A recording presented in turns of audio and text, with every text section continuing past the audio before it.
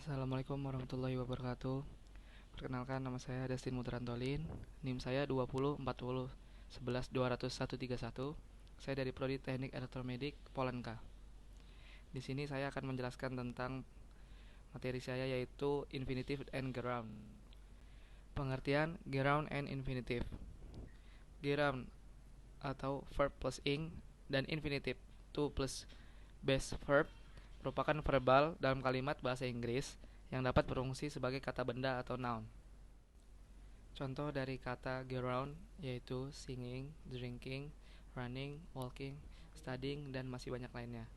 Sedangkan infinitive yaitu to sing, to drink, to run, to walk, to study, dan masih banyak lainnya.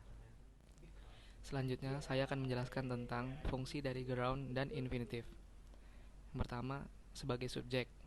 Dalam suatu kalimat, ground dan infinitive bisa berfungsi sebagai subjek. Namun, untuk infinitive biasanya berada di akhir kalimat dan bersubjek di awal kalimat, diganti dengan it. Contoh kata ground dan infinitive sebagai subjek. Yang pertama, ground. Studying English is fun. Sedangkan infinitive, to travel to Mars would take months, or it would take months to travel to Mars. Yang kedua, ground dan infinitive juga bisa sebagai subjek komplement atau pelengkap subjek.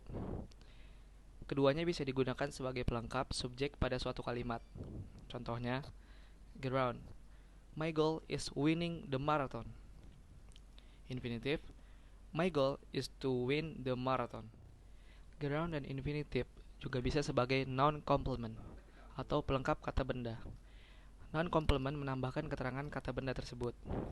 Pada fungsi ini, hanya infinitive yang dapat digunakan sebagai pelengkap kata benda. Contohnya, the instruction to wear safely goggles has saved many people's eyes.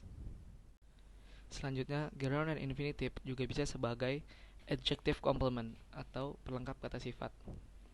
Terdapat beberapa kata sifat yang bisa diikuti oleh infinitive. Contohnya, I'm happy to meet you. Beberapa di antara kata sifat yang dapat diikuti oleh infinitive adalah sebagai berikut. Akan saya tampilkan gambarnya. Selanjutnya, kata ground dan infinitive juga bisa sebagai direct object atau objek langsung. Dalam sebuah kalimat, kata kerja sering diikuti oleh objek langsung. Terdapat aturan mengenai kata kerja yang hanya dapat diikuti oleh ground, infinitive, atau keduanya. Contohnya, ground, she enjoys walking. Infinitive, Sarah hopes to see the play.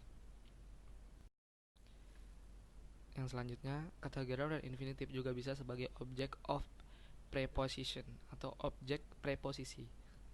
Hanya ground yang merupakan objek dari preposisi. Contohnya, thank you for helping me. Selanjutnya, saya akan menjelaskan tentang perbedaan ground dan infinitive. Beberapa kata kerja tertentu, seperti kata kerja mengenai emosi, penyelesaian, dan kata kerja remember, dapat dipengaruhi oleh pemilihan untuk menggunakan ground atau infinitive.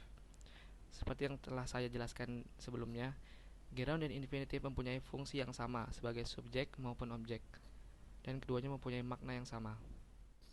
Namun, untuk beberapa kasus, kita memilih ground atau infinitive berdasarkan makna yang ingin diungkapkan. Kita dapat menggunakan ground untuk mendeskripsikan aksi yang aktual. Di sisi lain, kita menggunakan infinitive untuk mendeskripsikan aksi yang akan terjadi. Contohnya, ground. Playing golf every day is boring. Infinitive. To play golf every day would be my idea of happy retirement. Oke, sekian penjelasan materi ground dan infinitive yang bisa saya jelaskan secara singkat dan padat. Semoga bisa dimengerti. Terima kasih, kurang lebihnya mohon maaf. Wassalamualaikum warahmatullahi wabarakatuh.